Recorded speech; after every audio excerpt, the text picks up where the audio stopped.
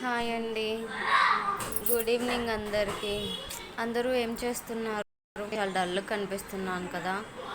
చాలా చాలా డల్గా ఒక రకంగా కంగారుగా ఉందన్నమాట.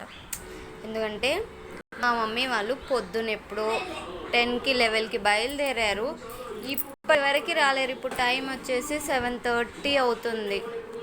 ఆంధ్ర నుంచి వచ్చినా ఈ పాటికి వచ్చేస్తుండేనేమో అనిపిస్తుంది, కానీ వాళ్ళేమో రాలేరు.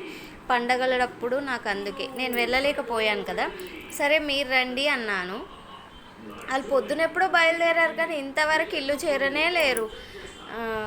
బస్సుల గురించి కూడా తెలియదు అనమాట.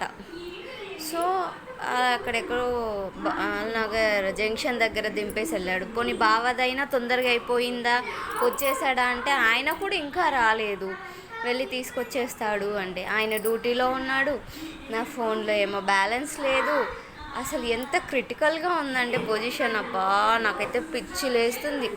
అరే ఎందుకు రమ్మన్నారా బాబు, అసలు తప్పు అయిపోయిందా అనిపిస్తుంది.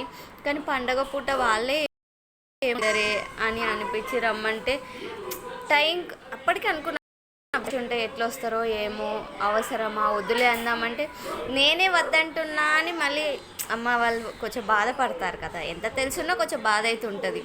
అలా అనుకుంటారేమో అని రమ్మంటే ఇంత లేట్ అయిపోయింది. అసలు ఎక్కడి నుంచి అంటే జనగాం నుంచి రావడానికి మార్నింగ్ ఎప్పుడో 11కి బయలుదేరితే ఇంకా 7:30 అయిపోతుంది. ఇంతవరకు ఇల్లు చేరలే. ఇలాంటి సిచ్యువేషన్ మీకు ఎప్పుడైనా ఎదురైందా? లాస్ట్ టైం ఏప్రిల్లో ఎప్పుడో ఇలాగే జరిగింది. 2024 ఏప్రిల్లో కూడా. ఆ రోజు నేను కూడా ఉన్న అమ్మ వాళ్ళతో. బస్సెస్ ఫుల్ రష్ అసలు ఏప్రిల్లో. ఆ రోజు మేము 4 o'clockకి బయలుదేరితే ఇక్కడికి వచ్చేవరకు, మా ఇంటికి వచ్చేవరకు 1 అయింది. కొన్నిసార్లు ఏంటో చాలా లాంగ్ వెళ్ళిపోయినట్టే ఉంటాయి సిచ్యువేషన్స్. మీకు ఎప్పుడైనా ఇలా అయ్యిందా?